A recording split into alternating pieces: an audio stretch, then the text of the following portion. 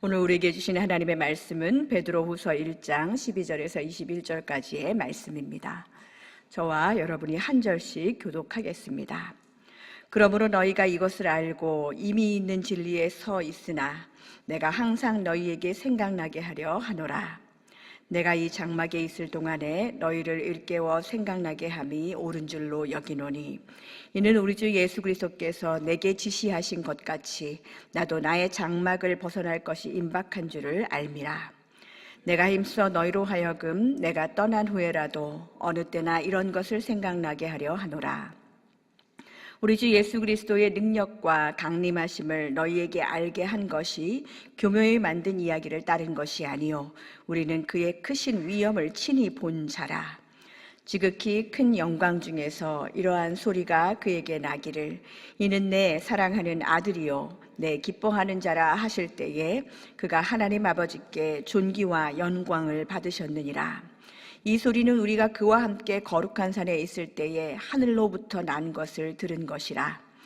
또 우리에게는 더 확실한 예언이 있어 어두운 때를 비추는 등불과 같으니 날이 새어 샛별이 너희 마음에 떠오르기까지 너희가 이것을 주의하는 것이 옳으니라. 먼저 알 것은 성경의 모든 예언은 사사로이 풀 것이 아니니 예언은 언제든지 사람의 뜻으로 낸 것이 아니요 오직 성령의 감동하심을 받은 사람들이 하나님께 받아 말한 것임이라. 아멘. 오늘 아침의 말씀은 생을 마감하는 사람이 유언을 하는 듯한 그 유언의 글을 읽는 듯한 인상을 받게 됩니다. 신앙생활에 있어서 기억하는 것, 기억이라는 것은 매우 중요한 주제인 것 같습니다. 사람들은 불과 몇 초 전에 발생한 일에 대해서도 기억을 왜곡해서 저장할 수 있다는 그런 연구 결과가 나왔다는 그런 기사를 읽은 적이 있습니다. 우리의 신앙생활 속에서도 무수히 많은 기억이 또 반복되고 할 텐데 그 많은 기억들이 왜곡되기도 하고 또 오해와 때로는 착시 현상이 있기도 할 것입니다.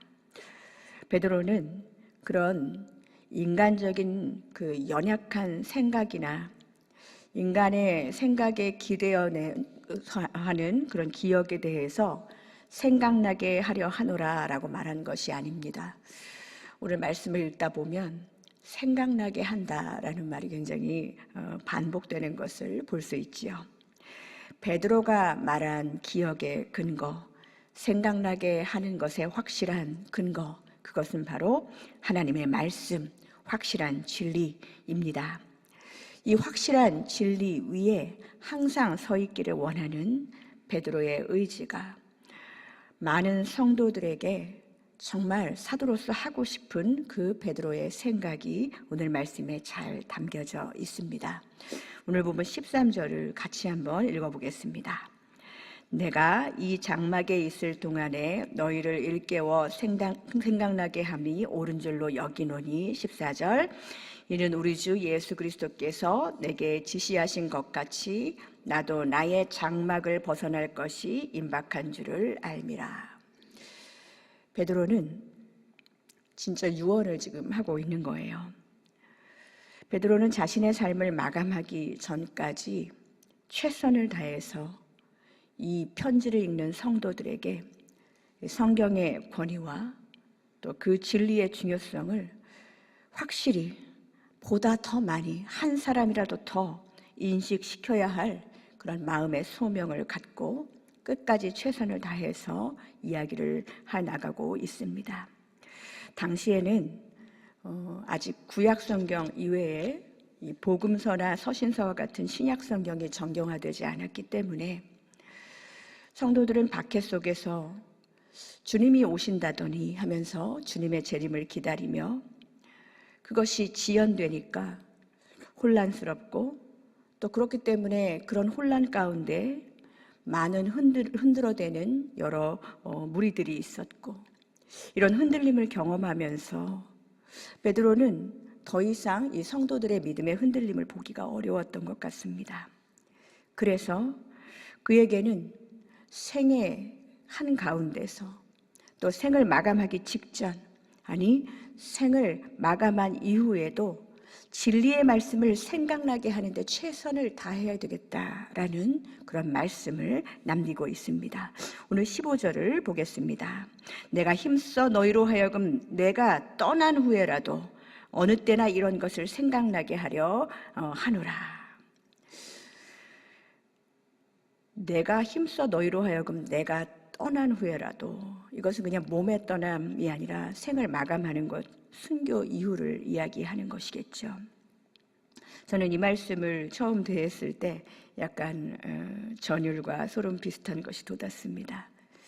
얼마나 말씀에 대한 이 진리, 이것에 대한 그 성도들의 인식을 갖는 것을 간절히 원했으면 베드로는 그의 죽음 이후에도 진리의 말씀을 생각나게 하는 사람이 되고 싶다, 그렇게 그의 의지를 말씀에서 펼치고 있습니다. 물리적인 헤어짐, 아니 죽음도 이 사도와 성도들을 분리시키지 못한다는 의미예요. 형체가 사라져 버려도, 내가 이 땅에서 없어져 버려도 나는 그냥 말씀을 기억나게 하는 존재가 되리라 라는 사도의 의지가 담겨져 있습니다. 그저 자리만 차지하면서 아무런 영향력을 끼치지 못하는 그런 사람보다 오히려 내 형체가 없어지고 쪼개어지더라도 나는 그저 나를 통해 말씀이 생각나면 더 좋겠습니다 라는 사도의 마음을 기억하시면서 오늘의 말씀을 읽어 나갔으면 좋겠습니다. 베드로는 왜 그토록 하나님 말씀을 생각나게 하는 일에 집중했을까요? 예수님은 분명 우리에게 다시 오신다고 약속하셨습니다. 베드로는 그것을 분명히 들었습니다. 그러나 당시의 적대자들은 이 박해와 핍박 속에서 인내로 참고 기다리는 그리스도인들에게 주님의 재림이 진짜 참일까 흔들기 시작했지요. 재림이 지연된다는 거, 이거 재림이라는 것은 그냥 하나의 만들어진 신화다, 예언이라고 말하지만 이거 확실한 거 아니다 하면서 성도들의 믿음을 흔들어 놨기 때문입니다. 이것은 성경의 권위를 부인하는 것이지요. 우리 그리스도인들에게 말씀의 권위를 부인한다는 것, 말씀을 흔든다는 것은 신앙 전체가 그냥 흔들리는 것과 신앙 전체를 흔들고 또 무너뜨리는 것과 다르지 않습니다. 그렇기 때문에 죽어서도 말씀을 생각나게 하는 사람이 되어서라도 이렇게 제대로 하나님의 말씀, 예수 그리스도가 말씀하신 이 다시 오겠다는 이 재림이 참이라는 것, 성경에 있는 예언이 하나도 거짓이 아니라는 것을 알리고 싶은 강렬한 소망이 그에게 있었던 것입니다. 왜 그랬을까요? 베드로는 이미 아버지 하나님, 그분이 아들에게 영광을 주는 그 영광스러운 광경을 친히 목격한 사람이기 때문입니다.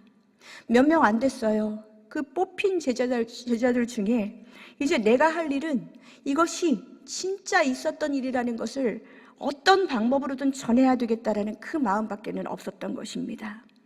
그래서 오늘 본문에는 변화산에서 예수님의 용모가 변화하는 것, 그것에 대해서 베드로가 직접 목격한 것을 이야기하지요. 그가 경험한 것은 참이었습니다. 하나님의 영광과 예수의 능력은 예수 그리스도가 다시 오시겠다고 하는 약속을 충분히 지킬 수 있는 분이심을 그는 보았고 확신했고, 그리고 그 확신에 대한 증거를 하고 있는 것이지요.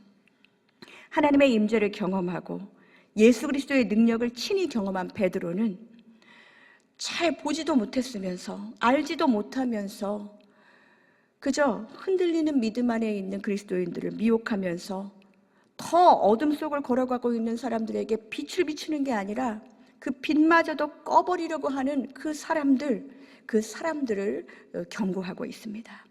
그리고 그 빛을 끄지 말라고 이야기합니다. 분명한 말씀, 이 빛, 어둠 속에서 이 빛을 붙잡지 않으면 살 길이 없다는 것을 이야기합니다. 그는 분명히 하나님의 영광을 보았기 때문입니다. 오늘 본문 19절을 보겠습니다. 또 우리에게 더 확실한 예언이 있어 어두운 데를 비추는 등불과 같으니 날이 새어 샛별이 너희 마음에 떠오르기까지 너희가 이것을 주의하는 것이 옳으니라. 오늘 이 말씀을 읽으면서 갈릴리 어부 출신의 감성이 이렇게까지 아름다울 수가 하는 생각도 듭니다. 샛별이 너희 마음에 떠오르기까지라는 그런 말씀은 진리의 말씀으로 우리의 어두운 영에 그 빛을 계속 비추다 보면 우리 마음에 샛별, 이 모닝스타죠. 아침을 알려주는, 깜깜한 밤에 이제 새벽이 왔다는 것을 알려주는 그 샛별, 바로 예수 그리스도를 마음에 품는 인생으로 살 수 있다는 이야기를 하고 있는 것입니다. 샛별이 우리 마음에 떠오르기까지, 예수 그리스도를 내 마음에 품기까지 우리의 어둠을 비추는 그 빛을 붙잡고 살아야 된다라는 말을 하고 있는 거예요. 베드로는 예수님을 직접 경험하고 목격도 했던 진정한 사도였기 때문에 그것을 보지도 않고 거짓이라고 말하는 사람들, 그 사람들을 보면서 견딜 수 없었을 것입니다. 그러니까 죽어서도 내가 말씀을 생각나게 하는 사람이 되고 싶다고 말하는 거예요. 사랑하는 성도 여러분, 말씀의 힘, 성경의 권위, 하나님의 임재, 예수 그리스도의 신실함을 경험하지 못한 사람들이 우리 흔들리는 이 마음속에 어쩌고 저쩌고 하면서 말씀에 대해서 함부로 말하는 것을 귀담아 들을 필요가 없습니다. 진정으로 하나님을 사랑하고 말씀의 힘을 경험한 사람들은 그런 말 하는 거 도저히 견딜 수 없었을 것입니다. 우리는 그런 말을 듣고 견디지 못하는 베드로의 영성을 닮아야 할 줄로 믿습니다. 사랑하는 성도 여러분, 우리는 누군가에게 무엇을 생각나게 하는 사람인가요? 말씀을 생각나게 하는 존재로 우리는 그런 그리스도인으로 살아가고 있습니까? 베드로나 우리나 나그네 인생인데 우리의 떠남을 준비하면서 우리는 어떤 이야기를 이 세상에 남기면 좋겠습니까? 제가 신학교를 다닐 때 이 뉴저지 남부 쪽의 프린스턴 신학교에서 공부할 때인데요. 제가 영어가 익숙하지 않아서 늘 힘들게 공부를 했던 기억이 납니다. 근데 제가 라이브러리에서 주로 많이 앉았던 자리는 한국교회의 위대한 선배 목사님이시죠. 고 한경직 목사님의 그 큰 초상화가 걸려 있는 그 사진 밑에서 주로 공부를 했었습니다. 거기 앉아 있으면 공부가 잘 될 것 같았어요. 정말 어려운 시기에 미국에 와서 유학하셨던 그분보다는 내가 그래도 조금 더 나은 환경에서 공부하고 있는데 하는 위로도 받았습니다. 저는 이 한 목사님, 한경직 목사님의 일화 중에서 이 남한산성에서 이렇게 투병하고 계실 때 이제 노안으로 방문한 이 교계의 중진들이 한 목사님에게 우리 목사들에게 좋은 말씀 부탁드립니다라고 했던 그 일화가 기억이 납니다. 이 목사님들, 교계의 아주 중요한 역할들을 감당하는 목사님들이 한 목사님에게 이분이 이런 질문을 했을 때 어떤 아름다운 주옥 같은 설교를 우리에게 하실까 이렇게 기대하면서 물었던 질문은 그들 모두를 당황하게 했습니다. 한경직 목사님은 그들에게 목사님들 예수 잘 믿으세요 라는 이 간단한 말을 했습니다. 저는 그 사진 밑에서 공부하면서 그분이 저에게 그렇게 말하는 것 같았어요. 신학 좀 한다고 건방 떨지 말고 샛별을 마음에 담고 예수 잘 믿어라 그렇게 말씀하시는 것 같았습니다. 다른 어떤 것보다 예수 잘 믿는 그런 목회자로 살아가고 싶었습니다. 사랑하는 성도 여러분, 저도 여러분에게 이 말씀을 드리고 싶어요. 예수 잘 믿으십시오. 하나님 말씀을 생각나게 하는 사람으로 사는 거, 우리가 뭐 거창한 말을 하고 거창한 말을 남겨서가 아니라 그저 예수 잘 믿는 하나님의 사람으로 살아가면 되는 것입니다.